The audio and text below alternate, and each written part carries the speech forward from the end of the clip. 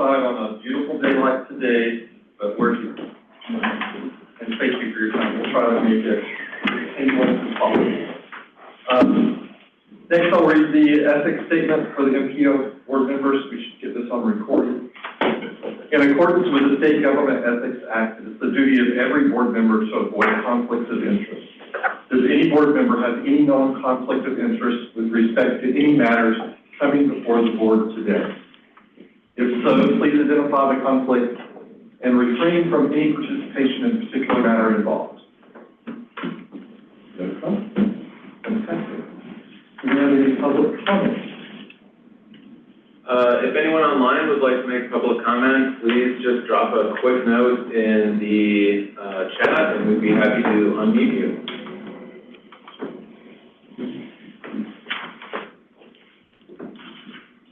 And no public comment. Next is the approval of the agenda and consent agenda. I'll for a motion. So moved. Second. Who's second? McGrady. All right. Okay, you're on. Asheville, Kim Roney. Aye. DOT Division 14, Chuck McGrady. Aye. Canton, Dr. Ralph Hamlet. Aye. Flat Rock, Susan Gregory. Aye. Fletcher, Jim Player. Aye. Haywood County, Kevin Inslee. Aye. Henderson County, Jay Eagle. Aye. Hendersonville, Jennifer Hensley. Aye. Laurel Park, George Banta. Aye. Madison County, Matt Wexel. Aye.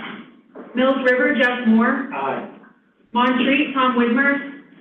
Aye. Biltmore Forest, Drew Stevens. Aye. Urban Transit, Larry Harris. Aye. Gainesville, Anthony Sutton. Aye. Weaverville, Catherine Cordell. Oh, sorry. She don't want to. I think she was trying to say aye. Oh, we aren't able to hear you, Councilmember Cordell. Cannot hear me. Okay. There you are. There you go. Fantastic. That was an aye. Yes, that's an aye. Thank you. And Woodson, Jim McAllister. Aye. The ayes have it. Thank you, Mr. McAllister. Thank you. Next is business items. The first is the adoption of the 2026-2035 Transportation Improvement Program, which we've all heard multiple times. We've all heard multiple times, but I'll try to be quick. This is one of the more important policy documents at the MPO. This is, and also something we have to talk about quite a bit. But just to make sure that people are aware of what we are actually adopting, the TIP and STIP, those are important documents that reflect projects that are planned to be funded over the next 10 years. In North Carolina, the STIP covers the entire state and is governed by the Board of Transportation. The TIP is a subset that every MPO is required to maintain. Every additionally significant transportation project is required to be reflected in the TIP. Very importantly, it is required to be fiscally constrained, which is a big driving force between a lot of the changes between the last TIP and the new one. I hope this helps explain really the utility of this document. In order for transportation funding to be accessed, especially federal transportation funding, those projects have to be reflected in the TIP from the MPO and the STIP from the NCDOT. If those documents are not in concert with each other, the federal government will not allow access to federal funds. Just to reiterate, this is one of the more important policy documents at the MPO. This is part of the power given to MPOs, where historically, if there were projects that local governments significantly disagreed with NCDOT, this was the document in which that disagreement actually had teeth. However, also, federal funding covers a whole lot of transportation investments that we need in our state. and our region, and making sure that we are in line with each other. That's a big part of the job here. So just as a reminder, this document originally came out in January. There's been public comment periods at both NCDOT and the MPO. The Board of Transportation adopted the new STIP, the 2026 through 2035 STIP, in July. Every MPO is required to adopt their STIP or consider adoption of their STIP no later than September 30th. So just as a reminder, in general, a lot of what we're talking about with this STIP and a lot of what we dealt with is an increase in the cost of doing transportation projects. And so with this latest iteration, there's no new projects being funded in the STIP. Many of the existing projects are being delayed, and several projects have been decommitted or defunded. And a lot of that has to do with the inflation that hit the construction industry after 2021. I won't go through all of this, but just as a reminder, when going through and determining what projects will be delayed or decommitted, NCDOT looked at a number of criteria. One of them to note was a ranking of existing projects passed by this board last year. So these weren't decisions made just in a black box at NCDOT. This board, our member governments, played a role in terms of ranking those projects and helping to determine which ones would remain and which ones would not. But with the extent of the cost increases, again, we're looking at a number of projects being decommitted. Russ Avenue in Haywood County, the one that's not currently under construction. South Main Street, which we know is a major priority, and the intersection improvement at 276 in Crimes Cove. In Buncombe County, Swannanoa River Road, Sandhill Sardis Road widening, Sweet Creek Road widening, the last remaining section that we attempted to keep on the schedule over the past couple of years. And A10, which was the planned widening of Future 26. And in Henderson County, the decommitting of the interchange at I-26 and Four Seasons Boulevard. To note, there's still a number of improvement projects on the books. Some of those have been delayed, in part due to cash flow considerations, again, due to those cost increases. But I won't go through all of those because I have a few times now. But just as a reminder, besides those major improvement projects that have been funded through the prioritization process, if you've gone through the draft TIP, there's a ton of projects in there. And so the TIP also includes projects with direct attributable funds from the MPO. That includes projects like the Augusta Trail, which is still wrapping up their first leg. Clear Creek Greenway, which is under development. The Nancy Branch Greenway at the City of Asheville, Woodson Weaverville, etc. Bridge replacements are reflected in this document, transit funding, safety projects, and a number of other projects of regional significance. And so, I wanted to note that, as I know these presentations, I've been told there's been a whole lot of bad news. But I think it's important to remember that as part of this process to develop the TIP, we've made a number of hard decisions about projects that have been on the books for a number of years. And we've done that so that we can have a fiscally constrained TIP that helps move forward the projects that we can move forward. And there are a whole lot of them reflected in this document. In terms of next steps, again, to make the 2026 to the 2035 KIP and SIP official, the Board of Transportation has already approved the SIP. MPOs, again, are required to approve that. That is what we are bringing to you all today. Following all the approval from MPOs, Federal Highways and FTA will review those documents and give official approval to those documents, and that allows funds to continue to flow into our region. So, are there any questions? Councilmember Roney, you have your hand raised. Yeah, I just wanted to make a couple comments before my vote. First of all, thank you to staff for the hard work putting together this document. I know it takes a lot of time and energy, and there's many layers that go into this work before we get to this up-down position that we're all in today.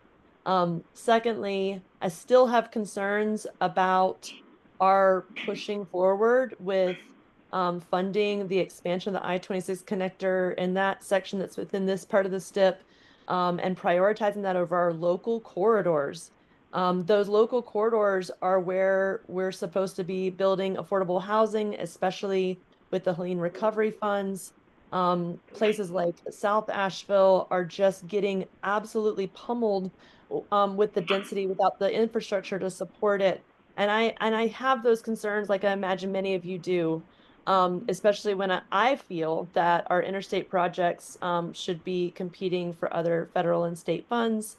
But I know there's complexity to this. So when I vote no, I just wanted to acknowledge the hard work and my support for things like the transit funding and the projects that are in here. It's just a difficult situation to be in. Thank you so much, Councilmember Reed. Mr. Chair, I move that the Transportation Improvement Program for 26 through 35 be approved. Second. And second by Chuck McGrew. Any additional comments, concerns? I do have one other one, and that is that I would like my vote to be recorded explicitly. It comes to my attention as several community members have come to me asking for accountability at the MPO level, that our votes just reflect whether things pass unanimously or pass. But I actually have to stand on business over here, and I would like my vote to be counted the way that it is made. Thank you. Absolutely, Councilmember Reed, and I completely understand. Yeah, thank you. Absolutely. And Catherine, Councilmember Cordell. Can you hear me now? Yeah. Yeah, I can hear you. Kim, we're all local, and all of us who are represented here. And so people coming in from Madison County, Yancey County, Marshall, Mars Hill, Weaverdale have to drive on 26. We've been looking for this since before you were born. And so we're. Amen. Yes, thank you, Councilmember Cordell. Yes. Yes, Councilmember Reed. Since I was referred to in the last statement, I will just reiterate that my family history goes back to Western North Carolina to the 1700s, that I am 44, almost 45 years old, that I rely on these streets as we all do, and that I share the responsibility across Western North Carolina. Thank you, Councilmember. Catherine. Okay. Thank you, Councilman Cordell and Rooney. Any comments in the room or additional comments online? That we had a first and second, so I'll call for a vote. Asheville, Kim Roney. No. DOT Division 14, Chuck McGrady. Aye. Canton, Dr. Ralph Hamlet. Aye. Flat Rock, Susan Gregory. Aye. Fletcher, Jim Player. Aye. Haywood County, Kevin Ensley. Aye. Henderson County, Jay Eagle. Aye. Hendersonville, Jennifer Hensley. Aye. Laurel Park, George Banta. Aye. Madison County, Matt Wetzel. Aye. Mills River, Jeff Moore. Aye. Montreat, Tom Whitmer.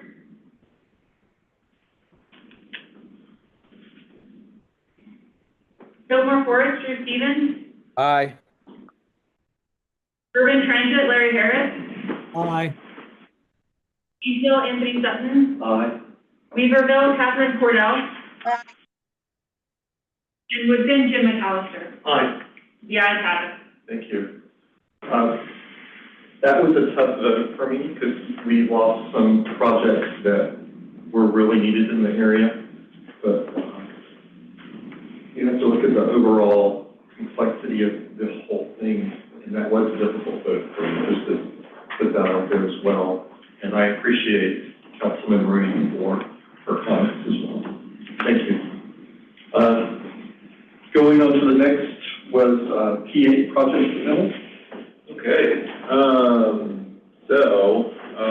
this is something we've been talking about quite a bit at the prioritization subcommittee. P8, the next round of prioritization. I had to actually update this. P8 is here, and for those who aren't familiar, the prioritization process, also known as SPOTS, also now known as P8, that's the process that helps determine what projects identified in long-range plans get funded. There are other funding sources out there for projects, but this is really the big one. When you think about a lot of the major projects, especially the ones that we just discussed, those are projects that were funded through the prioritization process. It is something that is required and governed by the Strategic Transportation Investment Act of North Carolina. The tagline for that is data-driven and transparent. It often leaves off the term complicated, I think that's worth noting. Just to try to cover some of the basics in a very basic fashion. In general, the way that this process works is it takes the funds for transportation improvements in North Carolina, both federal and state funds, and divides those funds into 3 different funding pots. And so each of those pots has different eligibilities, as well as functions in terms of how the projects are prioritized within those different funding buckets. I won't read through all of this, but this will be here for your reference. Each of the different tiers has different eligibilities. Statewide mobility projects, for the most part, what we're talking about are interstates and freeways in our region. Also, the Asheville Airport is eligible at this tier. I believe it's one of 5 airports across the state. And to note, Asheville Airport is now up to the third largest use in the state. Take that, keep on trying it.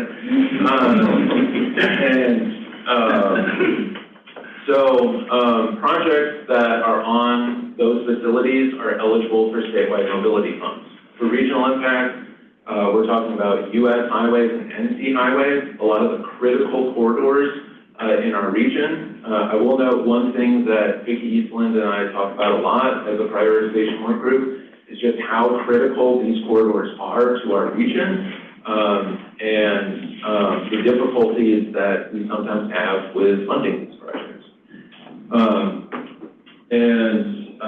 But really for us, those are kind of the critical facilities that are eligible. Division needs, it's essentially every other roadway type, all of the secondary roads, or federal aid roads, but also bicycle and pedestrian projects and transit projects in our region. And so in general, depending on where the project is and what facility type, it will go into one of those funding buckets. And those funding buckets compete across different geographic areas. So statewide mobility, those projects compete across the entire state. So all of those statewide mobility projects in our region compete with Raleigh, Wilmington, New Bern, across the entire state. And 40% of the funding goes into that funding bucket. Regional impact, that competes across Region G, which is Divisions 13 and 14 combined. So our entire MPO area, that competes within Region G. And then Division needs, those projects compete across DOT divisions. So Buncombe and Madison projects compete in Division 13. Henderson and Haywood compete across Division 14. Last thing to note with the funding buckets, local input plays a different role in each of those funding tiers. So statewide mobility, 100% of the score is based on quantitative data. Once the project is in prioritization, it is up to the data to determine what projects get selected. There is no local input points at the statewide mobility tier. For regional impact, it's 70% data and 30% local input, split between MPOs, RPOs, and divisions. And division needs is even higher, 50% data, 25% RPO, 25% MPO. Some other things to note is that in this process, a minimum of 90% of funds are required to go to highway projects. That is a state policy. And a minimum of 6% goes towards non-highway projects. And non-highway includes not just biped, but aviation, ferry, rail, and transit. The remaining 4% of the funds is open competition between all modes. Also to note that's important, there are no state funds that are allowed to be used for standalone bicycle and pedestrian projects. That is state law. So for the bike tech projects that we'd be talking about, 80% of the funding comes from federal funding sources, and 20% match is required to come most likely from the local government. So in general, our process is we're happy to submit as our members see fit. But when it comes to the point of putting local input points and really determining priorities, we will have conversations about the local match. Because we don't want to prioritize something where the local match is not going to be there. And so we want to work with you all to make sure that what we're prioritizing is really going to be implementable. Also to note, there are funding limits on light and commuter rail, regional transit, aviation projects, and the corridor cap. I will note, importantly for us, the aviation cap is generally at $500,000 per project. So you'll note that there are currently no aviation projects on our draft list. The Asheville Airport has very kindly said we will get our funds elsewhere. $500,000 for things like runways and terminals doesn't go terribly far. But we will continue to coordinate with them as we can and assist them as we can. But just to note, that has generally been the response since the cap was put into place. And Did you send them a thank you note? I talked to their chair, Brett Galbraith. For this round of prioritization, the general schedule is shown from NCDOT. Some of the key dates include that submittals are due by next month. So all the projects going into the process, again, we have to have those finalized by next month. In May, we'll find out what statewide mobility projects are programmed. In August, we have to have our local input points due for regional impact projects. And in December, the same thing for these projects. A few of the changes for this round of prioritization, I only highlighted one, I'll mention another. Roadway modernization scoring has changed. Modernization projects in general are taking a corridor and bringing it up to roadway standards. So think shoulders, lane width, and intersection improvements, as well as any complete streets improvements. Those projects generally scored bad across the state last round. There was work done at the prioritization work group to change how those projects are scored. I can get into it if anyone wants to. I don't think you do. But we did work on trying to make those projects score better across the state. And I know we have a number of projects in our region that would hopefully benefit. The other, I noted this in the RPO meeting, I'll just note it verbally. We also made changes to like PET scoring, especially when it comes to employers. Previously, the only employers that counted as points of interest were employers with greater than 50 employees. We changed that to greater than 5. And at least from my perspective, I think getting small businesses and reflecting them as points of interest is really, really important. And especially when you think about what you walk or bike to. I know a lot of what I walk and bike to is small bakeries, coffee shops, and generally just small businesses. So reflecting those, I think, will help, especially a lot of our main streets and a lot of our areas where we have dense clusters of small businesses. Another important change is there are fewer submittals. So there's been a 30% cut across the entire state. So every MPO, RPO, and division has 30 fewer projects they can submit. So for us, that means we're being reduced from 26 submittals per mode down to 18. So that's 18 highway, bike, ped, transit, etc. And so to note, that is a big change. I know I've gotten a few questions of what happened to this project. In general, we looked at a lot of the projects we've submitted in the past, and the projects that were not scoring well, were not very competitive, we tended to kind of remove those from the list. So, getting into the projects. So what will be considered in this round of prioritization in our region? There are carryover projects, and those are projects that are automatically in this round of prioritization. They don't count towards one of our 18 submittals. They are automatically in there. In general, those are sibling projects, or projects that are associated with another project that's either under construction or moving towards implementation. Projects that were defunded in this iteration of the TIP.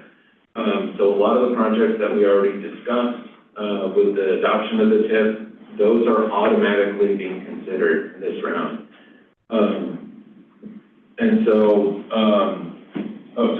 So that's our carryover projects. Those projects are reflected in your agenda packet. I won't read through every single one of them.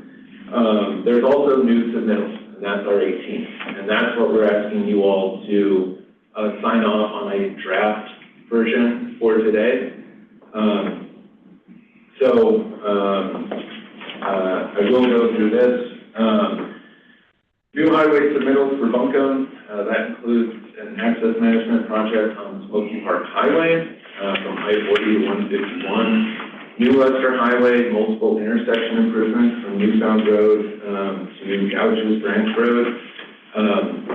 That actually came out of public comment when we did this 2 years ago, if you all remember. 191 intersection improvement at Glenbridge Road and Avery Creek. Tunnel Road from Beaucatcher to South Tunnel Road for the road diet. That came out of the Tunnel Road corridor study. State Street in Black Mountain between Blue Ridge Road and MC9. It's another road diet project. And just to note, that actually complements the Blue Ridge Road interchange project, which is expected to take a large amount of traffic off of that stretch of US 70. Sandhill Road and Sandhill School Road, intersection improvement in the West Asheville area. Reams Creek Road modernization from Weaverville Highway to Ox Creek. North Louisiana Avenue, that's a project that was previously funded. And you may have seen in the news that there were 2 recent pedestrian fatalities at the corridor of Louisiana and Patton. 2 fatalities in separate events. As well as, if you go out there, there's about as many issues as you can ask for. Elkwood Avenue, which borders the towns of Woodfin and Asheville, looking to modernize that from Riverside to Merriman, with some intersection improvements and sidewalk improvements as well. In Haywood County, 1923, that's been one of the big priorities for years. getting that from Chestnut Mountain into town and working especially on Park Street. The 1923 and 215 intersection that actually came up as part of the State Streets analysis. And Delwood Road from 2374 to 276, that's another area where there's been a number of severe crashes. In Henderson County, this was approved by the Henderson TAC last night. Spartanburg Highway from Greenville Highway to Upward Road, Asheville Highway doing multiple intersection improvements between North Main Street and 191. 280 doing access management from 191 to 191. That's a project that was previously funded a few years ago. Modernizing the network of Signal Hill, Berkeley, and Thompson Street that serves as somewhat of a bypass around downtown Hendersonville, and modernizing Fanning Bridge Road between Hendersonville Road and Airport Road. And finally, in Madison County, doing access management on 213 Athletic Street to, not to play favorites, my favorite name, Road, Bone Camp Road. So those are the new highway submittals that we currently have on our list. Are there any questions or comments before we get into bike paths? Okay. Try to move quick. Tunnel road sidewalks, priority from Close the Gap plan. Patton Avenue sidewalks, from Old Haywood to Johnson Boulevard, another Close the Gap priority. Old Haywood Road, the project submitted previously that scored well. The Lake Julian Greenway, part of the Buncombe County Master Plan. Fairview Road sidewalks, also Close the Gap. Bent Creek Greenway, that would extend the French Broad River Greenway to the farmers market. That is one that actually has engineering funds already attached to it. US 70 sidewalks, that was a request of the Sidewalks for Swananoa Group. 251 sidewalks in Woodfin, that actually has a study underway from NCDOT. Reeves Creek Greenway, that is in Weaverville. That's another project that already has engineering funds attached. In Haywood, the Richland Creek Greenway extending north, that's a project that had a study done, funded through the MPO a number of years ago. Old Balsam Road, that's a new one that would close an existing sidewalk gap in Waynesville. And Champion Drive, the multi-use path that has been discussed, and that might be one to further discuss with Canton and the division. Henderson County, Church Street and King Street, filling in sidewalk gaps. Above the Month Greenway Connector, which is a project that would connect the Acusta Trail, the current longest continuous greenway, to the Oklawaha Greenway, second longest continuous greenway in the MPO. North Main Street and Clear Creek Road sidewalks. There's a lot of growth out there, but that also connects greenways, an existing and planned greenway in Hendersonville. Mills River Valley Trail, from the river to 191, there's currently PE attached, and extending the Oklawaha Greenway to the Blue Ridge Community College. And in Madison County, the Park Drive side path, that is a project that was the #1 priority from the Mars Hill Bike Ped Plan that was recently completed. So that's Bike Ped. With rail, we have 3 projects. So the rail crossing at Riverside Drive in Asheville, for those of you who aren't aware, when trains go through there, the only notice you get is there's a guy who walks in front of the train and waves his hand. You're talking about it at Elkwood Road, at Elkwood Road. No, I'm talking south of Hill Street. That crossing. That's Asheville, okay. Yeah, that's the Norfolk Southern. Up by Elkwood is actually a private rail. Understand, thank you. But that's a crossing that could use some help. The passenger rail project between Salisbury and Asheville, and a grade separation that has been recommended at Blue Ridge Road by NCDOT's Rail Division. In terms of public transit, we have two projects from Haywood, including improvements to a transfer station, expansion vehicles to look at expanding service toward Maggie Valley. For the city of Asheville, looking at a maintenance facility as well as a new multimodal facility, and also a mobile fare collection system did we get verification that that's eligible? That's what we're told by. It is eligible. And Apple Country Transit expansion vehicles for Route 2. So that's our full list of projects. And in general, for our process, again, this is just draft approval. I won't read through all of them next time, I promise. But draft approval today is what we're looking for. We will put that out for public comment starting tomorrow through September 17th, and then that'll come back through for final approval next month. If there are any recommended changes or any questions you have either now or before September, let's make sure we get them done by September 18th. One question is the carryover project. All I see is Welcome County. Does any for Henderson County and Haywood County make the carryover? Yes, they did. My apologies if that did not, if that got cut at some point. The package only this March, so. Yeah, I can bring that up really quick. That's great.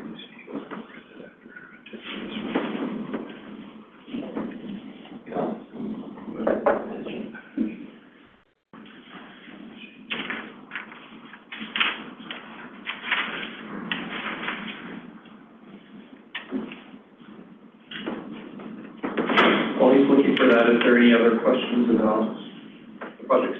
Yes. I have a question. I apologize, I had to leave early yesterday from the TAC, and, but I was wanting to know, so you guys said that the TAC voted for the carryover projects as well for the 8.0? Yes, I mean, in general, those carryover projects are automatic. Was it discussed at all? It was discussed, Okay. Project by project. Okay. Yeah, so to note, there's the Buncombe projects. Haywood County includes the South Main Street improvement. That was funded the Russ Avenue and the 276 at Crimes Cove. For Henderson County, that includes the interchange of 64, the widening south of 64, and the 191 project going from Mountain Road into the city of Hendersonville. And a couple of years ago, we had discussed that, I think, Troy, do you remember that? The Mountain Road into the city? I think you guys had brought up, talking about an express design for that portion, and we had declined. And so, yeah, I can provide some input there. Okay. So one of the emerging requirements for projects submitted into prioritization is projects will have to have an express design. It is something that I think will do a lot of positives. I think for that project in particular, I know there's been discussions about kind of 3 lanes, 4 lanes, should it be a widening or a modernization? I think the staff recommendation is let's get an express design rolling since that's in the process, and see if we can get a traffic forecast that can help inform that decision.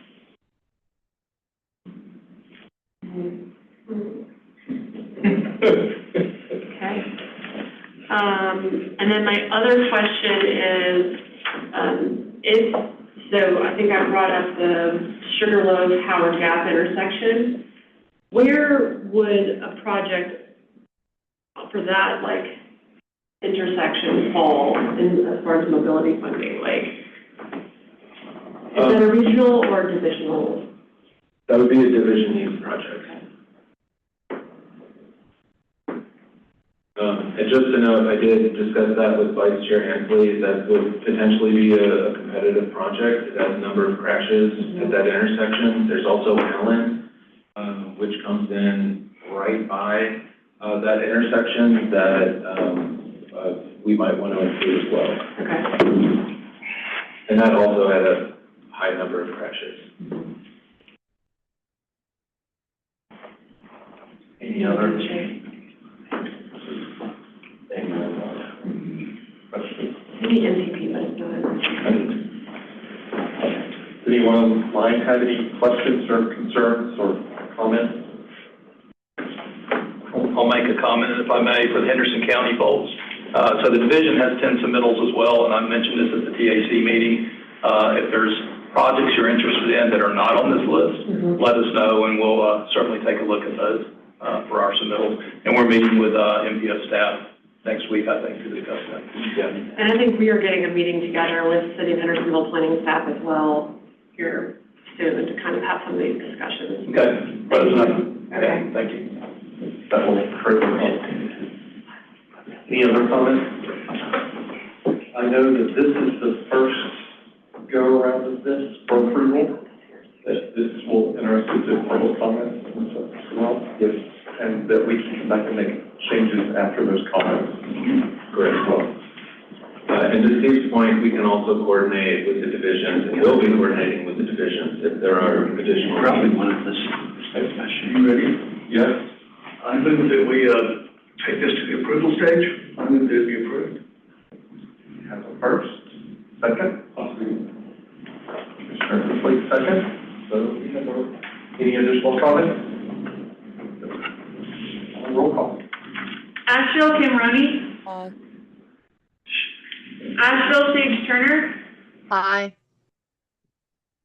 DOT Division 14 Chuck McGrady. Aye. Canton Dr. Ralph Hamlet. Aye. Flat Rock Susan Gregory. Abstain. Fletcher Jim Player. Aye. Haywood County Kevin Hensley. Aye. Henderson County Jay Eagle. Aye. Hendersonville Jennifer Hensley. Aye. Laurel Park George Banta. Aye. Mills River Jeff Moore. Aye. Montreat Tom Whitmer.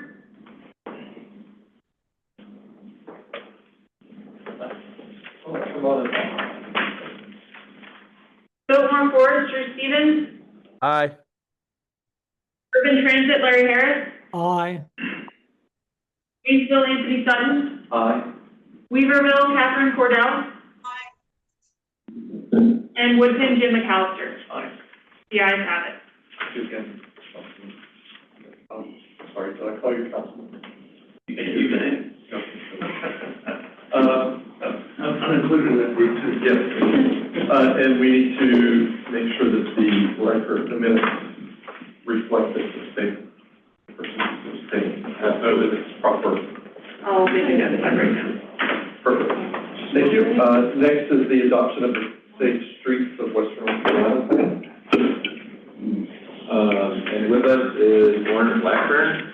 She was the lead consultant, project manager on the Safe Streets Plan. Bear with me one second. Thank you for sitting through the other hour of me, your presentation. Sure, I'll try to spice it up. All right. I thought we were already spicy. Yes. So as Tristan pulls up the presentation, I'll give you all just a basic overview. So we are finished with the planning process, and today we're coming to you with a high-level summary of what the plan entails and looking for your consideration for adoption. We had the RPO meeting just prior to that, and I gave them a very similar, if not basically identical presentation. So it's the Safe Streets for WNC plan, and if you go ahead and go to the next slide, it incorporated, and click the next one, all 5 counties in the larger region. We analyzed crash data and conducted a lot of other analysis at both their whole regional scale as well as for each county. Next slide. And this plan was funded largely by the U.S. DOT Safe Streets and Roads for All program, which is a discretionary grant awarded to the COG. So the RPO, the MPO were definitely key leads and partners on this, as well as Dogwood Health Trust. They were a co-funder into DOT's Traffic Safety Unit, and others from the local division were also involved in the process. Next slide. We had several goals for the plan. The plan really focused on those types of crashes that most often result in fatality and serious injury. So we're not trying to reduce all types of crashes, really those that most often result in those most serious impacts. This is also designed to help inform other regional efforts, such as the MTP process, and I think you just saw a really good example in your P8 project submittals, as whereas Tristan and the team has already started to incorporate some of the data into the descriptions of the projects to help identify those that were identified in this plan as having some particular safety needs. We're also trying to increase the awareness about big picture safety problems and risks, primarily through data and analysis results, but just also having a lot of conversations with local community partners. We worked hard to identify specific needs, locations of interest, and some strategies that could be implemented moving forward. We worked to make sure that this is going to be consistent with the U.S. DOT requirements for the SS4A program, as well as NCDOT's Highway Safety Improvement Program, hoping that some of these projects or locations could be looked at and hopefully implemented through that safety funding. And then lastly, we followed what's called a safe system approach. It takes a different paradigm in terms of thinking about safety, not just looking at crashes, but also thinking more proactively at risk and a lot of other stakeholders. One other way we did this is we specifically worked with EMS and law enforcement, thinking about how we respond to crashes and help minimize the injury and getting people to their medical care as safely as possible. Next slide. The project overall was about an 18-month process. We started in January 2024. At the beginning of that, we started off with a crash analysis, developed a community engagement plan, which did change. The original plan for most of the community engagement was scheduled to happen the very last weekend of September 2024, and so obviously we made some changes. The public engagement largely pivoted to partner with the MTP public engagement that happened earlier this year and late last year. So now we're done with the planning process and we're ready to move forward towards implementation. Next slide. So as I mentioned earlier, we looked backwards and forwards, and we looked at the crash data and analyzed it many different ways. I'll give you all a few summary points on that. We looked at crash data from 2016 to 2023, all crashes, regardless of the severity, the injury outcomes, the mode, the users, the types. We also thought about it in terms of who was impacted by those crashes, by age, race, gender.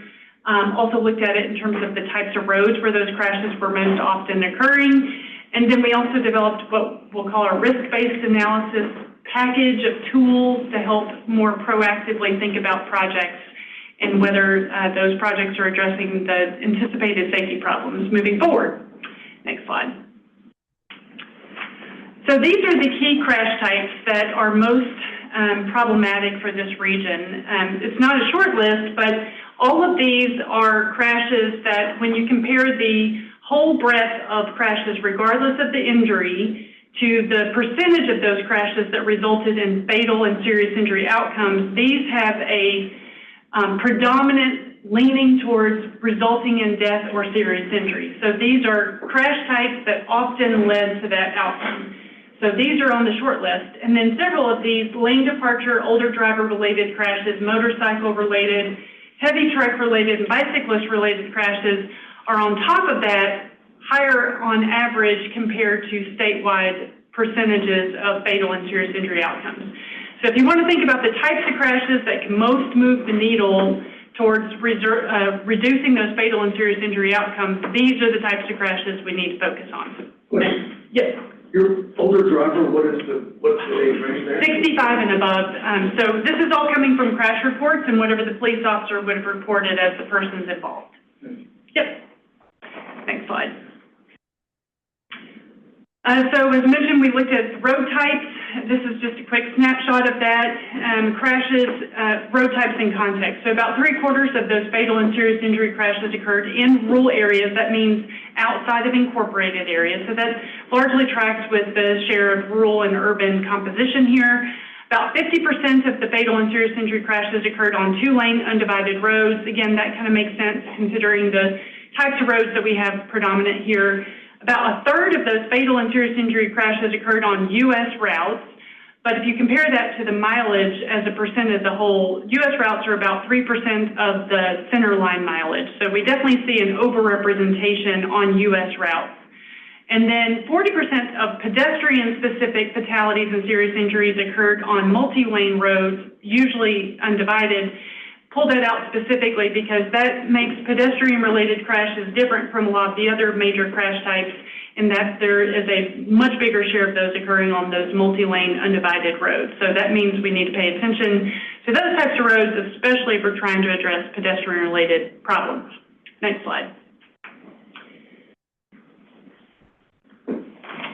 All right, so that is a quick snapshot of the data, and there's a lot more in the report. Now I'm going to talk about some of the other data that was developed and some tools for this plan. So if you go to the next slide.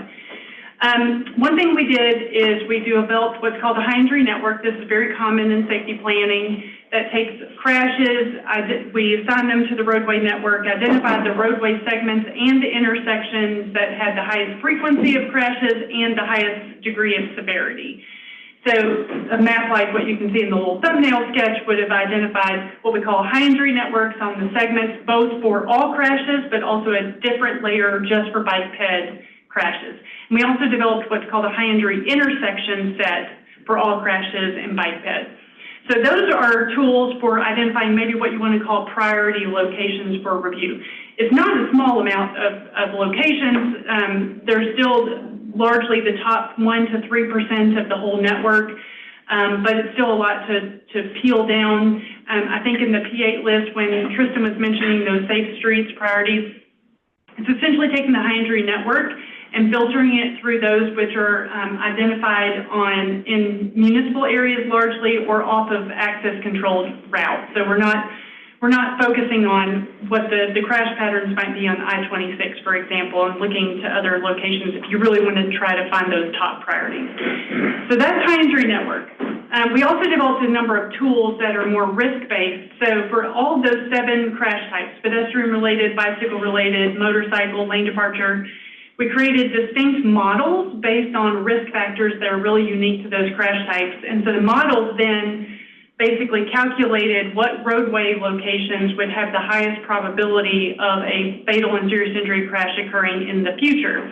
So it, combined with crash history, is a great way of looking for those top-tier priority locations. You could also use all this risk data to inform projects. So if you're looking at a future TIP project or a spot project, it'd be a great idea to use these as filters or just data points to understand, do we think that there could be a safety problem for one of these crash types, whether or not you've had a crash history there. So I think that's especially important for things like bicycle and pedestrian-related crashes, when you just don't have a large number of crashes to really identify a pattern. Next slide. We also developed what we call a safety countermeasure library. So if you go to the next slide, essentially what it did is we took what are called proven safety countermeasures at the national level. NCDOT has a tool that they call a crash reduction factor project development list, and we organized it hopefully in a more simple and user-friendly way based on these crash types, and then we grouped them into different countermeasure groupings. So for example, if you know that you're looking at a roadway that has some of those risk factors that I mentioned earlier, or maybe a distinct crash pattern, you can look at bicycle-related crashes, for example, and look at the part of this toolkit for specific countermeasures to tell you which types of features might have the biggest impact on reducing crashes. So if you go to the next slide, this basically is a layout for what each of the pages will look like. So what they'll do is they'll describe the countermeasure, a brief description, some selection criteria, that crash reduction factor, which is essentially a % reduction you could expect, and then some additional guidance on that particular countermeasure. So if you go to the next one, it's just an example of that. And this one is going to be for bicycle-related crashes. So if you were to pick on the bicycle-related page, slowing down my talking. Okay, bicycle-related crashes.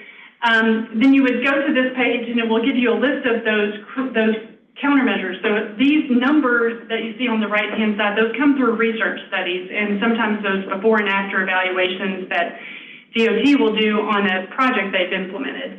So it's a great way of just understanding more about what you could expect to be the good impact or the benefit.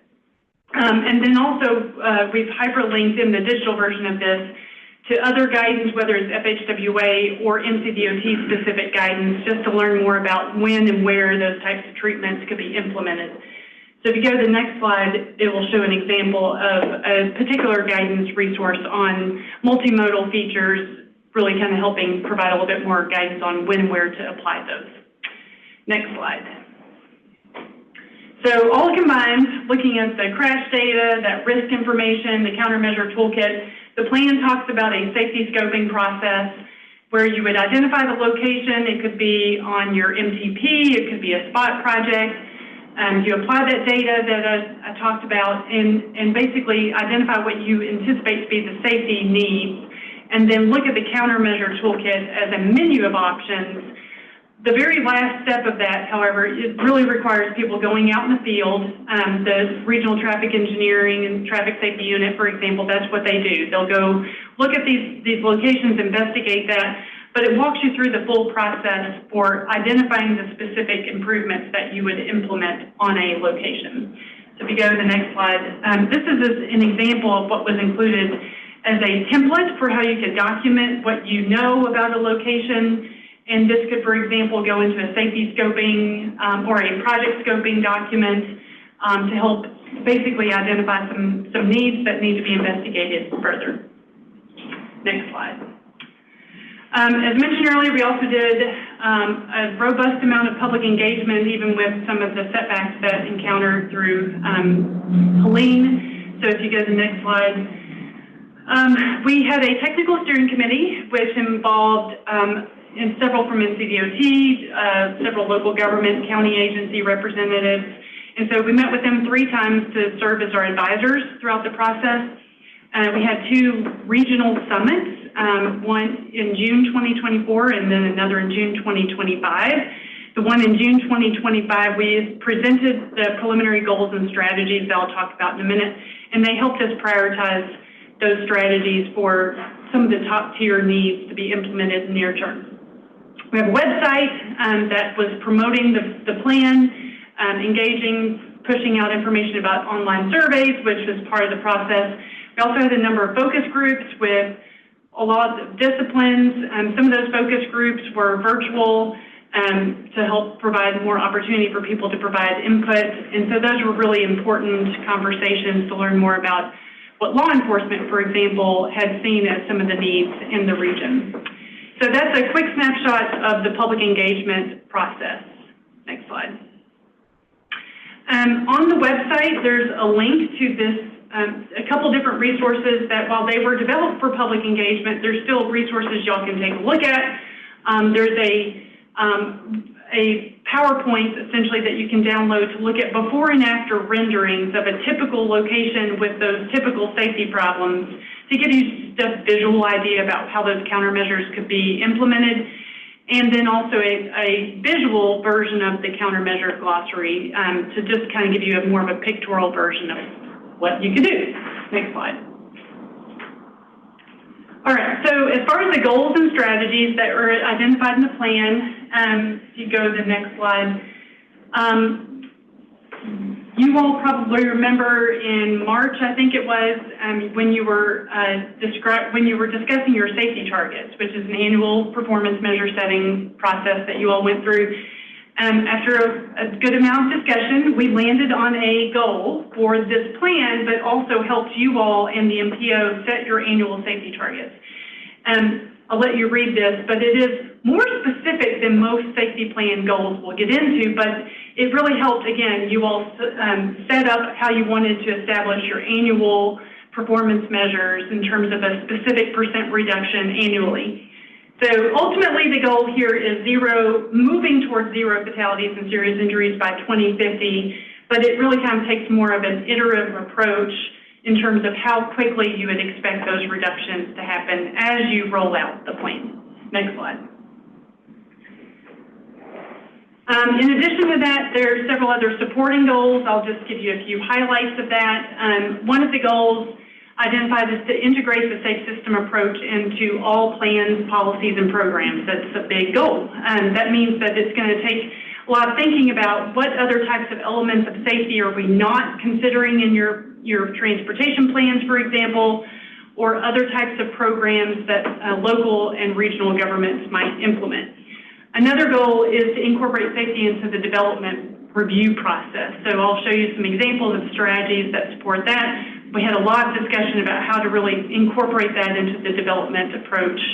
Another goal was addressing speed. So a lot of discussion about speed and speeding concerns and how you could improve the guidance and the toolkits like traffic calming guidance to help improve that work. A lot of discussion about communication. So both with the media, there's a goal for working with the media to make sure that they can be good partners to educating the public, elected officials, as well as communication with NCDOT on what are the safety improvements being made, what's the performance measures, how are we tracking progress. A lot of discussion about project delivery, and I think one thing that came up that maybe even more unique to this region is a lot of interest in training. So if we're working towards developing projects better, what local governments, if they're developing the projects, what kind of training do they need to make sure that they know how to best develop those safety improvements? So that's a quick summary of the supporting goals. If you go to the next slide. This is the top 10 strategies. So for each of those goals, there were anywhere between 5 and 8 supporting strategies. And like I mentioned, in June, we asked the attendees to rank and help us prioritize what are the strategies that would be best for the first 5 years after the safety plan. So think about this as the 5-year work plan for this safety plan.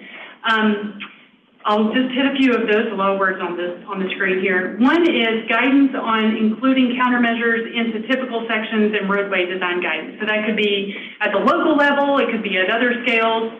Another example was developing a tracking system. So that could be, for example, if a local government is implementing a safety project, how do you account for that at the regional scale and be able to communicate that regionally? Like I mentioned, a lot of discussion about land development and how to incorporate safety into the development ordinances, as well as traffic impact analyses.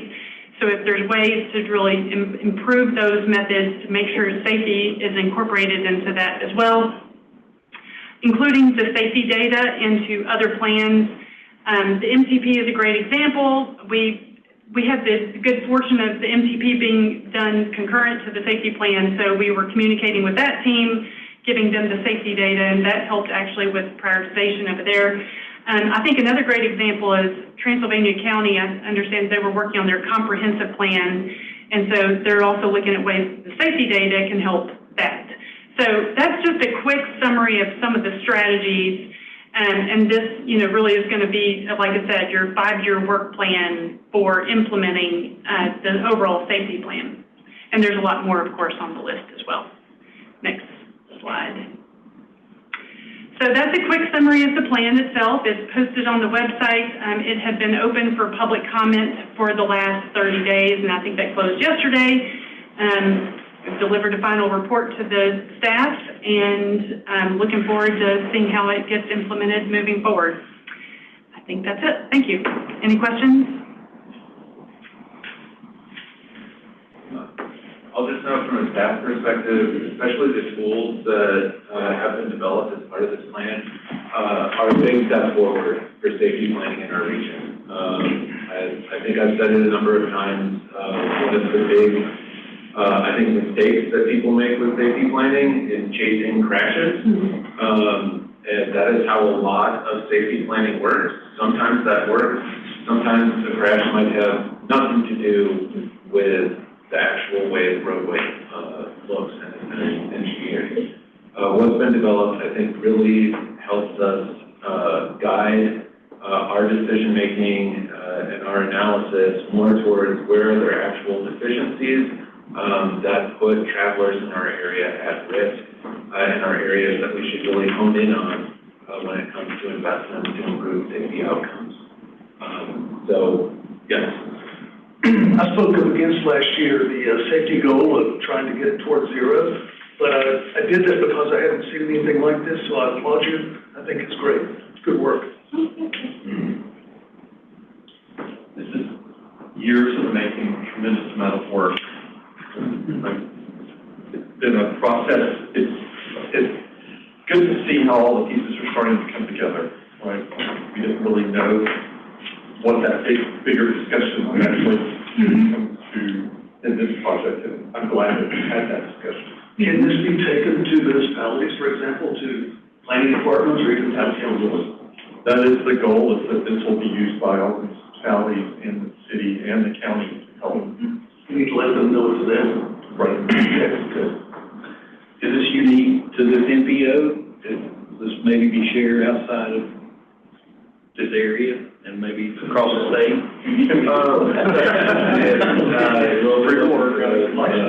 Profit margins. But with the grants that we received from USDOT for Safe Streets, part of the requirement is developing a risk-based analysis. That is one of the core requirements of receiving the grant and developing the plan. And so other entities that receive that grant or pursue a plan independently, this should be a key part of that.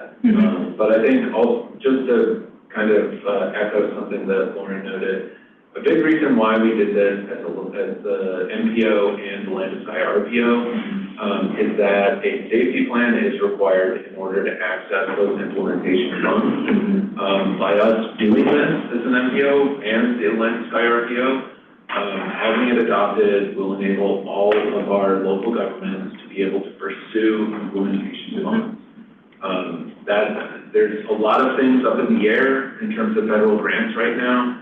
I can't say for sure exactly what the fate of Safe Streets will be. I will just note that we've had other grants, such as Protect, that this board has asked staff to pursue, that has been pulled and has not seen the light of day again. Safe Streets is something that just recently had a notice of funding opportunity and continues to award funds through that program. So we are hopeful that this is something that can be a real tool for our local governments to pursue more funding. I've got a comment. That was an excellent report.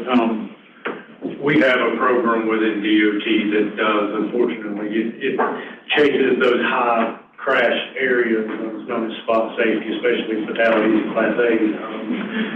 And what we see, and I'm really glad to see land development is one of your criteria, because that program and those crashes tends to be a big factor, and I've kind of advocated for years, or at least shown that as a trend, that we have our crashes and our fatals when there isn't proper planning and land development.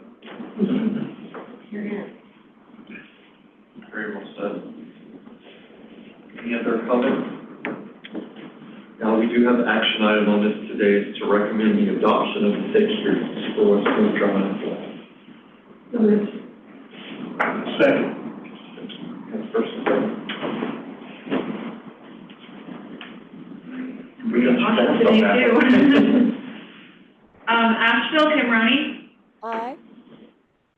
Asheville, Sage Turner. Aye. DOT Division 14, Chuck McGrady. Aye. Canton, Dr. Ralph Hamlet. Aye. Flat Rock, Susan Gregory. Aye. Butcher, Jim Blair. Aye. Henderson County, Jay Eagle. Aye. Hendersonville, Jennifer Hensley. Aye. Laurel Park, George Banta. Aye. Mills River, Jeff Moore. Aye. Long Tree, Tom Whitmer. Aye. Biltmore Forest, Drew Stevens. Aye. Green Transit, Larry Harris. Aye. Waynesville, Anthony Sutton. Aye. Weaverville, Catherine Cordell. Aye. And Woodfin, Jim McAllister. Aye. The ayes have it. Fantastic. Next, we'll move to the informational items on our agenda, is the MPP update. Great. I do just really quickly want to say a big thanks to Lauren and her team at BHP for developing this plan. There's no shortage of challenges, but I really think that what we have is a really quality product. But moving forward, we've got Joel Strickland with the McAdams team that is leading the Elevate 2050 Metropolitan Transportation Plan effort. Just to note, there's a deadline on that of September this year, so next month. That is a federally required plan that is required to be updated every 5 years. Our 5-year deadline is next month. Just to note, if you haven't caught on, there's lots of deadlines and things like that over the past couple of months. But this is an important document that the deadline is coming up. So with that, I'll hand it off to Joel. Thank you, Tristan, and thank you, board, for letting me be able to come and present to you today and provide you with an update on everything that's been going on with Elevate 2050. As Tristan stated, we're really excited to be near the end of the project. It's been a little over a year-long project for us and for the MPO, and we're really excited to be finishing the project up and getting a final deliverable together for you all. Let me share my screen here with you. I've got a little presentation for you today, just providing you an update of what we've been doing and of what has kind of changed since you saw the last draft of the plan, which isn't drastic, but wanted to provide you with that update at least today. So again, the agenda for today, what has changed? We've changed a little bit with one project specifically within the statewide mobility category, and it is a fiscally constrained project, so we wanted to talk to you about that.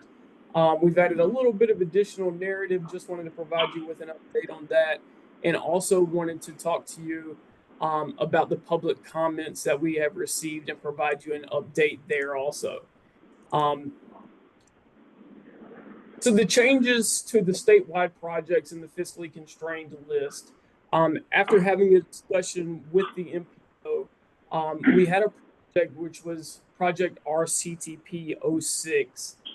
It was the I-26 project from Broadway Avenue up to Weaver Boulevard or US 2570. It was a $350 million project, and after having some consultation with the MPO, we wanted to shorten this project up.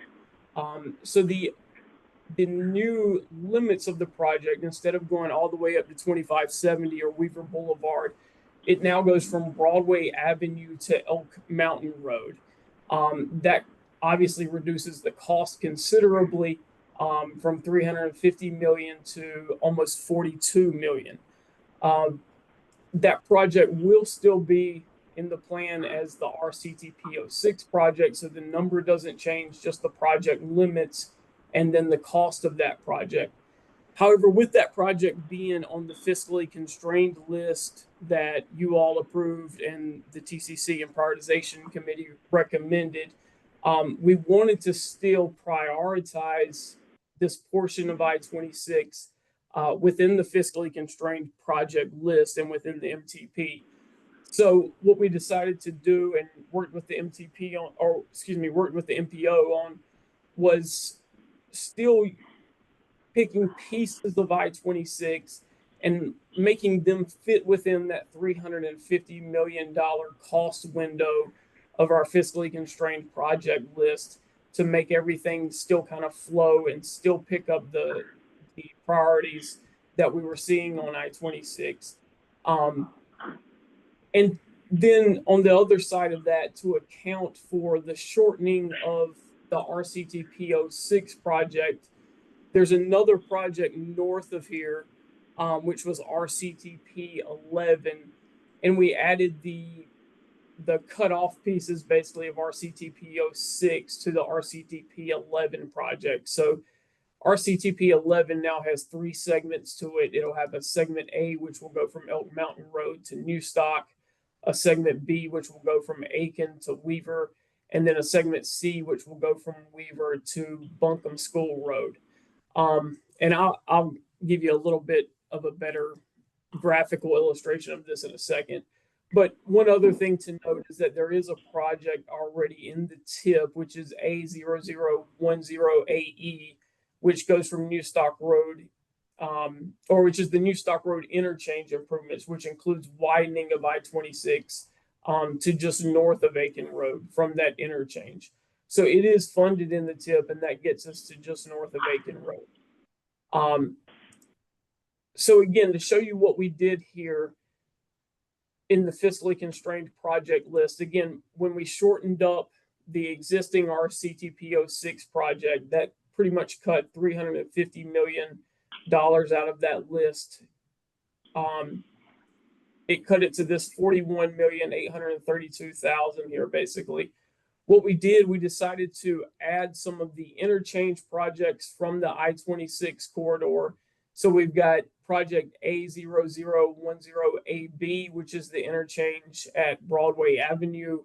We've got A0010AC, which is Elk Mountain Road interchange. And then we've got project A0010AD, which is the Merriman Avenue interchange.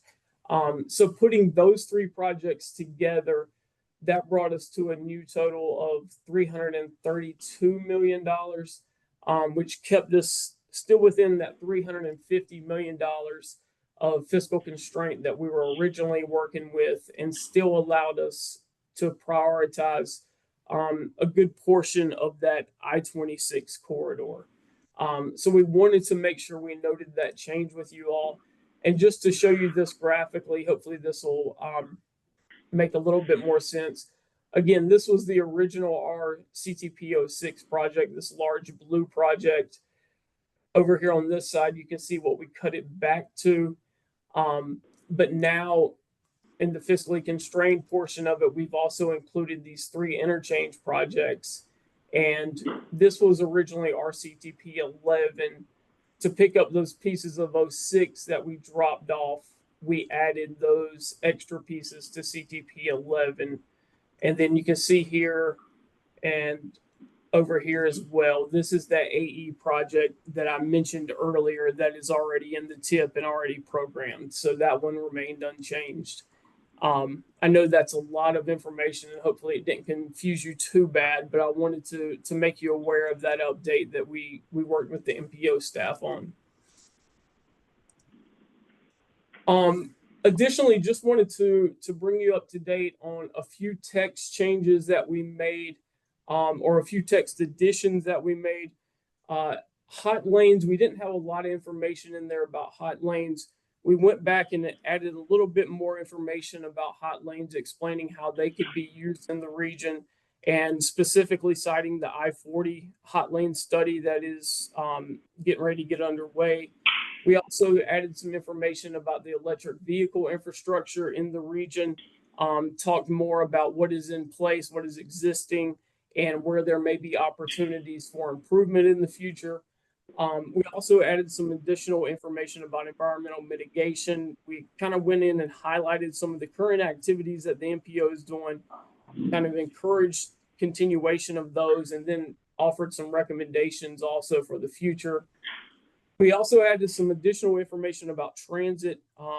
We talked a little bit more about some of the existing efforts that are ongoing and some of the improvements that are being done within the region. And then we also added a little piece about the intercity bus service since it has gotten back underway. We wanted to make sure that we cited that in the report also, and made sure we noted that that service has been restarted. So we've got a little bit of information in there as well about the intercity bus service. Revised project descriptions. and when we say revised here, we didn't change anything drastically. We really just added greater details to a few project descriptions.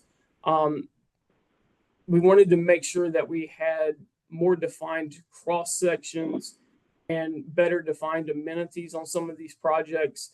And the real reasoning for that is to really assist the MPO in their future planning efforts, to assist the MPO with future cost estimates, and also to assist with the modeling process as it goes into the future. So we refined and revised a few of the project descriptions within the plan, and just wanted to make that known to you all for the MPO's use. Also, with the new STIP coming out and with approval of the STIP, we also included those projects now within the STIP as the 26 to 35 projects, which was the plan all along, but they're officially in there now with the STIP being adopted. So those projects are in there. And then lastly, based on some public feedback that we had received, we've included the highest priority Swannanoa sidewalk projects in the report also. And you can see those here. They're not in the fiscally constrained portion of the project list at this time. They're all CTP projects, but we did want to get them into the report. So you can see the 5 projects that were included here in the Swannanoa area.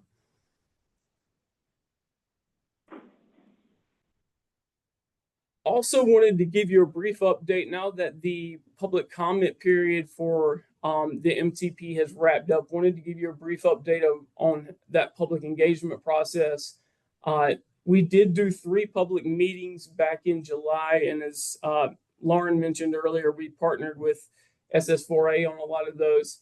But we did 3 public engagement meetings in July. One was done at the Dr. Wesley Grant Center in Asheville. We had 17 attendees come out to that meeting. The second meeting was done in Mills River at the town hall. We had 20 attendees attend that meeting. And then the last meeting was held in Waynesville at the town hall there. We had 7 attendees at that meeting. Overall, had really good feedback from everyone that attended. Really good participation, and we appreciate everyone that helped us set those meetings up, everyone that attended and helped get the word out. So we greatly appreciate your participation and assistance with those. And then lastly, obviously we had the plan online for folks to go and review and provide feedback on. We had over 500 views, or right at 500 views online of the draft plan. We had 14 comments come back as of last Friday. The majority of the comments really were just were really positive comments about things that they liked about the plan and projects that they liked. We did have some ideas offered about specific projects, but all of the comments that are received, you will see at the end of the plan noted in the appendix, and we'll have some responses to those comments as well. But all of the comments received will be documented in the plan. Again, the public comment period for the draft, for the draft plan closed last Friday, August 15th. And we will be updating the website with the new plan, which we're just wrapping up now based on updating from the public comment. So we will be posting the final plan here very soon for review. A little bit about the timeline ahead, as Tristan mentioned, we're very close to wrapping this up and getting approval next month. So obviously we're at the end of August now. The public comment period closed last week, as we mentioned. So we've got the majority of the public comments incorporated into what we consider the final plan. But we're wrapping all of that up, going back, making sure everything's accounted for there at this point so that we can have a final plan ready to go for everyone next month. September 3rd of this year, obviously, we will take the final plan to the prioritization subcommittee for their review and for their recommendation of approval. So we will be meeting with them on that date. We will take it to the TCC on September 11th. after the prioritization subcommittee reviews and gives their stamp of approval. And then after the TCC has their opportunity to review and approve, then it will come back to you all, obviously, on September 18th for approval. So we're greatly looking forward to that date, greatly looking forward to getting the final plan to you all and getting a final approval to meet the MPO's deadlines. So that's all I've got for you today. Obviously, when we come back next month, we'll have a much deeper dive into the final plan. But I'll be glad to answer any questions that you may have today. Any questions for Joel?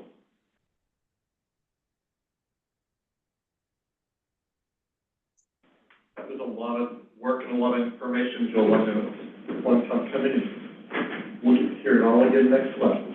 So thank you. Thank you. Next is division updates, division 13. Good afternoon, everyone. This is Chris Medlin. I'm the district engineer here in Division 13. Doug Phillips asked me to provide the update. He had a conflict today, so just a couple of projects that he asked me to highlight. I-2513, it's the I-40 project near exit 44, which is the Inca Candler exit. Traffic is currently shifted to allow for the demolition of concrete pavement, and grading is taking place for the roadway widening portion of the project. I-5889, which is a pavement rehab project on I-40 between Brevard Road and Hendersonville Road. The contractor is currently wrapping up the paving operation, which is occurring at night, so it's not disrupting daily traffic on I-40. We currently have a countywide resurfacing project going on on US 74 in Buncombe County near Girton. The contractor is currently milling and paving this section of roadway. Got a pedestrian-oriented project on Haywood Road that is getting ready to start in September. The curb ramp construction is to begin in September, and paving will take place next year. Got a bridge replacement project B4442. It is on Future 26. Bridges over Reams Creek just south of Weaverville. The second phase of the bridge construction has begun. The bridge columns have been poured, and the contractor is planning to set girders in mid-September. And the bridge girder setting will require lane closures, but that will take place at night as well to minimize any disruptions to traffic. And then I-4700, the I-26 widening project in the southern part of Buncombe County. The contractor is currently working on constructing the new exit 35 on and off ramps. The contractor's goal is to have the eastbound lanes of I-26 complete by the end of the year. The concrete pavement's currently taking place on the eastbound side. And as far as the Parkway Bridge, traffic will be shifted onto the new Parkway Bridge in mid-September. And after traffic is switched onto the new bridge, demolition of the old Parkway Bridge will begin in mid-October. And that's all the updates I have. Yes. Chris, this is Jim McAllister, Mayor of Woodbine. The people of Woodbine are astounded at what y'all done at exit 24 of I-26. It's beautiful, it's clean, and we can't thank you enough. Thank you. We appreciate that feedback. You're in bloom. You're in bloom. Thank you, Mayor. Any other questions for Chris? Comments? Thank you, Chris. Next is Division 14 update. Lots and lots of bridges. Yes, lots of bridges. Before we get into those, personnel changes at Division 14. Most of you know Wesley Grindstaff. He's our division engineer. He's been in that position for 4, 5, 6 months now or something. Long time. Since March. You know Chris Lee probably, if you've been around for a while, when he was District 2 engineer, which included Haywood County. And then Chris took the division maintenance engineer position. And then just a few weeks ago, he filled the deputy division engineer position. So he'll be working closely with Wesley and this planning organization. So congratulations to Chris. Construction updates. As the Commissioner said, we hit all bridges in Haywood County on I-40. I think they're all under construction. The one that was added here is the one over Thickety Road since our last meeting. There's also another bridge that was added. Or 2 bridges actually on the west and east forks of the Pigeon River, Sonoma Road, and Max Thompson Road. Otherwise, it's the same projects that you've been seeing for a while, including through the Pigeon River Gorge. And I don't think that schedule's changed since Brian Birch gave us a presentation. Was that last time, I think? I-26 in Henderson County, for the most part, is complete. I don't think that we have any more night closures there. And in Henderson County, again, it's the same projects you've been seeing for a while. I did want to call attention just so Mills River and Henderson County people know that R2588BA, which is on 191, that is not construction of the project. That's just vegetation removal and utilities. So if y'all get called on that. Yeah, I think that's it for construction, project development, same project you've been seeing for a while. Obviously, we haven't added anything in a while. I did want to just briefly mention, because Tristan had talked about projects that were decommitted. You'll see those on this list, and they say PE only. They're decommitted for construction funding, but we can still do design work on those. And there is one error in Henderson County, and it's one of the projects that Tristan mentioned, the interchange at 64. That is PE only. It has a date on there of 2040, and I'll make that change for our next meeting. But it's not funded for construction at all. It's just preliminary engineering only. Thank you. Anybody have questions? Henderson, Haywood County. All right. Thanks, y'all. Thank you.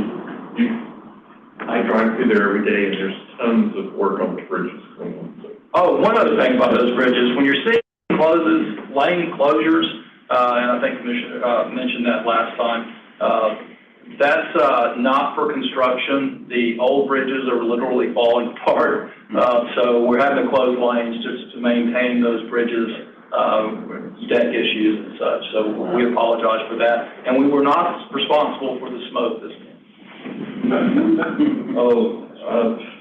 We have some comments about smoke, but that's not division review. Yes, there's heavy smoke. It was covering the highway this morning. Coming from the dump, right? Yes, landfill. Just to be clear, that is not a Canton. Even if this is Canton, it is not Canton property. I want to put that out. Thank you. Next is Daniel Sellers with Transportation Planning Branch, and he's in the room. I know. So, yay.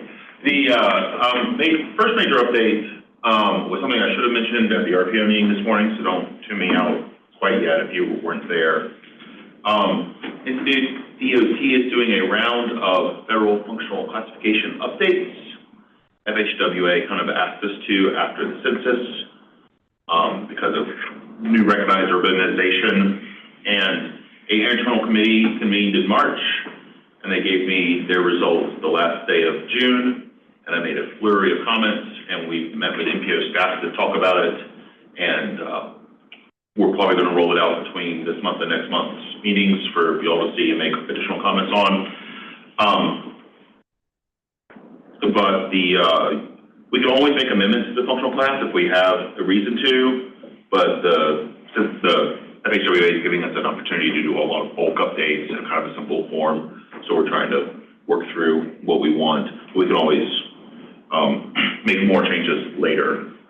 But do expect that to be emailed to you at some point soon. Second, so now I'm going to start repeating things. Second thing is the feds have released new freight data nationally. This is a periodic data dump that we are now using to launch a new statewide freight plan, and the first meeting for that is tomorrow. So I expect they will have involvement opportunities, and they will reach out to find what local concerns can be addressed and what freight issues address different communities across the entire state. Just a quick note there. I think this is something important for folks to keep an eye on. One thing that's a bit unique about our region is the ports that are closest to our region are Savannah and Charleston. That is not the same case as the rest of the state. And then with the freight data that you mentioned, correct me if I'm wrong, but it's basically split up into the large metros like Raleigh, Charlotte, and then everyone else is clumped into the same data set. Is that correct? Yes, I think it's Raleigh, Charlotte, and Triad, and then rest of state, which is everything from Asheville to Wilmington. So yeah, I mean, just to note with that data, it is really great if you were in those areas, but with us being lumped into the same parts of the state as the coast tends to not be very helpful. As I was talking to Lauren between meetings, if I read a statistic that 1 million pounds of wood was exported from the rest of North Carolina to somewhere, I don't know if it came out of the mountains or went out of the port to Europe or questions. But I will say 10 years ago when we got the last big update on this, as also when we developed our statewide model and updated it, and we did a lot of work to do disaggregation by combining additional data sets to create data. I guess it's data or statistics at that point. We created something we could use. So I expect there will be a similar lift. And I think we used employment data, so that we could say, this is industry and freight jobs. They must be related somehow to the amount of freight being moved by industry, by type. Did that include data for the last year? Because this will probably be the only time that you will hear me say this, but this will do a disservice for the coast because we did not have freight in Western North Carolina in the last year because of the Hurricane Helene. I don't know for sure. I'll Google it and see it. I can tell you after the meeting. But the timeline that the feds usually release data on, I doubt the data we released today included late 24 freight movements. That would just be my assumption. Yeah, but just to reiterate, I think this is something that, especially for members, I know a lot of folks have gotten complaints about trucks on shoulders because there's not enough truck parking and other freight considerations. It's a really important effort to keep tabs on. I need them to do some good work on that issue as well, because they were having lots of trucks parked in Kansas. Now I don't think that they're allowed to park in certain areas in town. I think grandfather did. That's what grandfather did.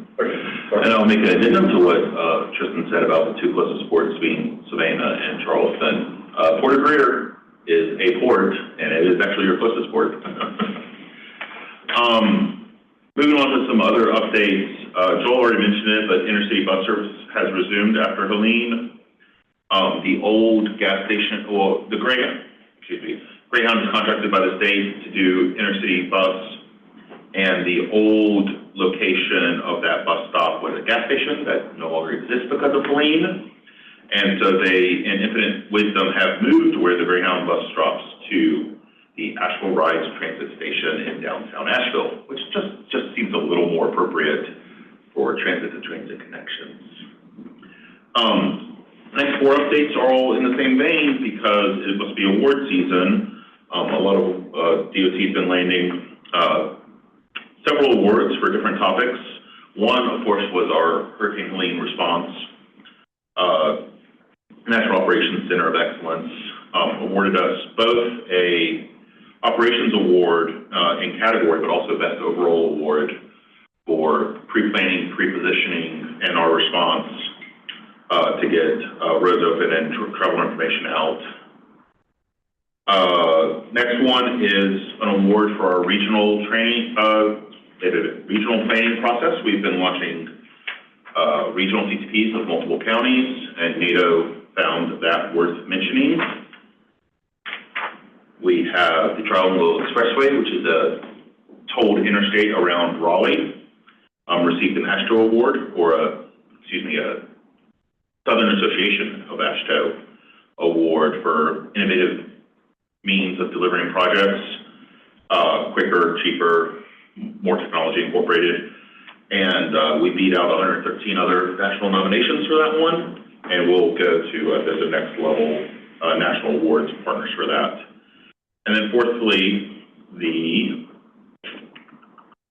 award for transportation planning for the Integrated Mobility Division went to Charlotte for their transportation demand management plan, which works to eliminate C block and C vehicles and encourage other transportation modes like walking, biking, transit, carpooling, remote work, and to reduce the amount of vehicle use on the road.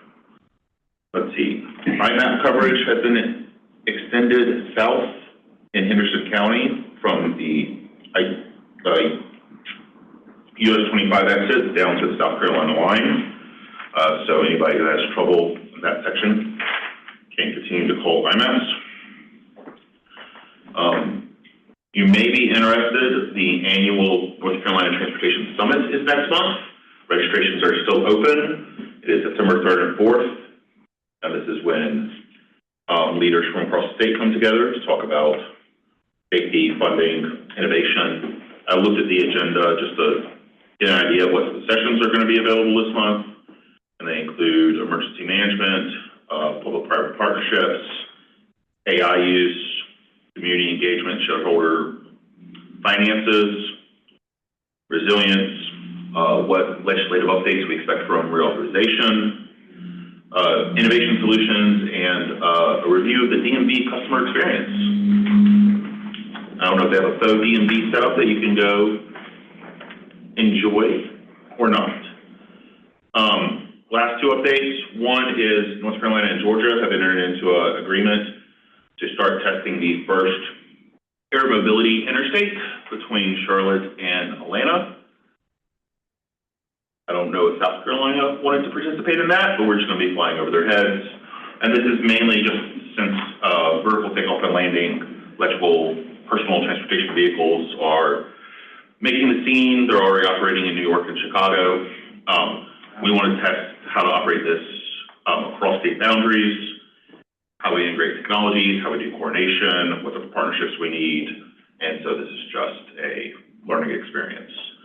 And then finally, NC by train ridership continues to increase. We set a new all-time record in the first 6 months of 2025 of 355,000 riders, which is up 4% from last year.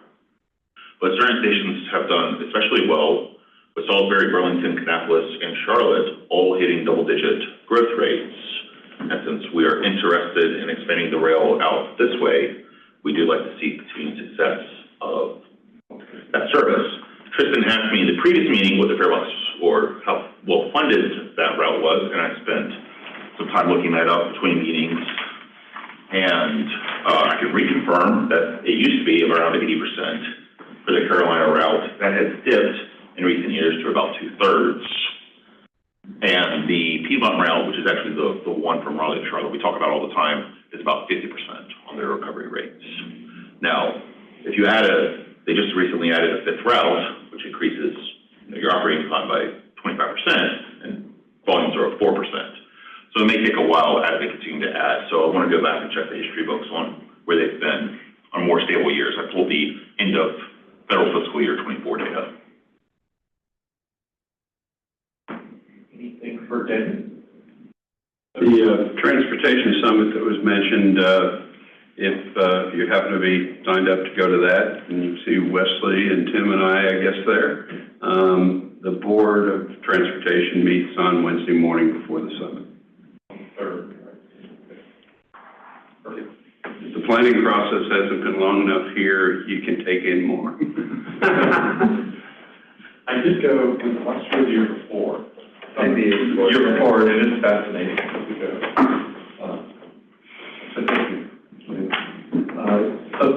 work group reports? Sure. Our subcommittees continue to be active, especially the prioritization subcommittee, which has been overseeing the MPP as well as the prioritization process. Also, just to note, I also should note the 5307 subrecipient work group met earlier this week, and part of that discussion was about knowledge sharing and setting up kind of a mailbox for our different transit agencies to provide documents to each other, so that there can be a repository of documents rather than finding out who did what and trying to get it from them. So a big thanks to Daisy on that front. Also, I'll note as a follow-up, the Citizens Advisory Committee met to discuss the Citizens Advisory Committee. We had a good discussion that ultimately landed with them recommending their dissolution. We had more discussions with the prioritization subcommittee. That was, I will say, a very, very good discussion. And so I think in the next month or two, we'll plan on coming back to this board with some plans for likely changing the prioritization subcommittee bylaws to allow more citizen representation. And another recommendation another idea that was brought up would be looking at forming a regional bicycle and pedestrian committee. That is one committee that a number of other MPOs have. That's not something that we currently have at this MPO. Just a note on the subcommittees on that front. Also, in your packet, just a reminder, there are the active special studies at the MPO, and we are not short on active studies. Just to note that, it gives just a very, very general status, what is underway, what is undergoing procurement.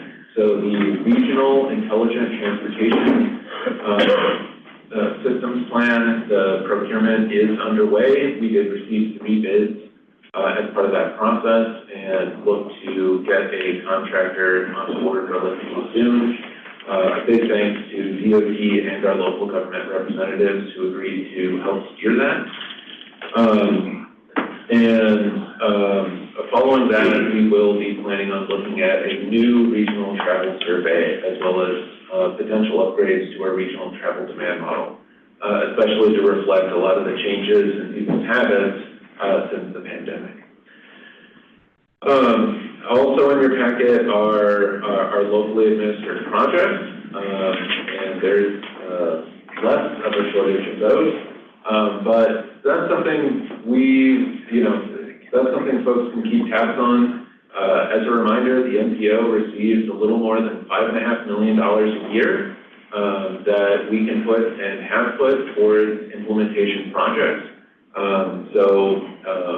Hannah on our team does update that quarterly to show where those projects are currently. The big win, obviously, most recently was the acoustic trail. The first leg of that opened roughly a month ago. So very exciting to check out if you haven't already. I will say that, this is a special funding pot that we get to use as a large MPO. That's the direct allotments that come to the MPO. There is, the Congress is looking at the reauthorizing or drafting a new surface transportation bill. There has been a request for information put out by the U.S. House. I will say that the utility of those funds is something that MPO staff has drafted as part of our response to that request. But just to note, these are an important set of funds that I think allow easier access to federal transportation funds than a lot of other funding that we talk about. Please don't ignore this part and, keep in mind the importance of those funds. Besides that, in terms of legislative updates, just a few things on the federal side. The One Big Beautiful Bill Act, I believe that was signed shortly after our last meeting, a few transportation-related things. The CAFE standards were essentially ended. That's the corporate average fuel economy standards. Several clean vehicle incentives were ended as well. There was briefly in that bill a new revenue source for EV fees. That was removed in the final version of the bill that was signed into law. Just to note that. Also, FY 2026 appropriations were passed by subcommittees at both the House and the Senate.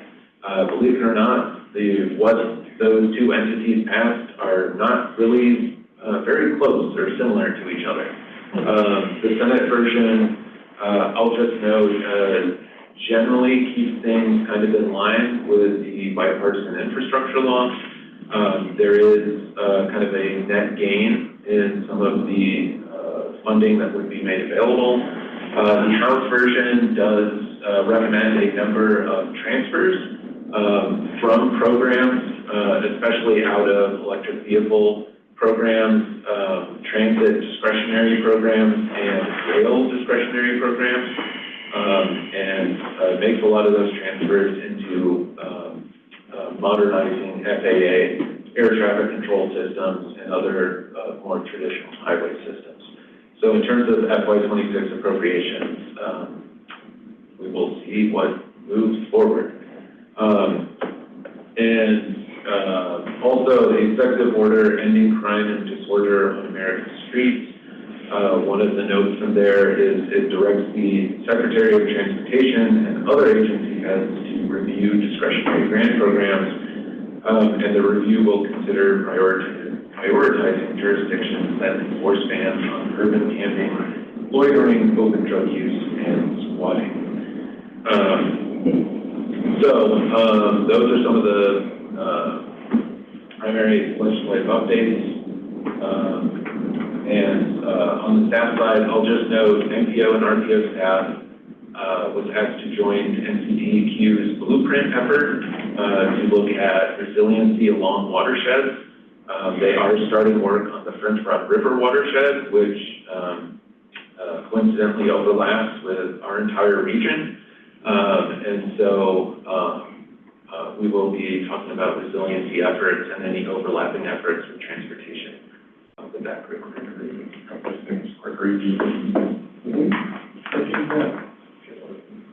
We met with him as well,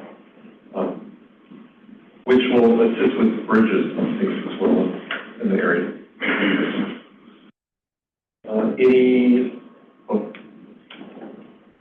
Any additional public comment? I have a comment. Yes. But I'm just following up on the question about the freight data from earlier. I'm going to read this more or less verbatim.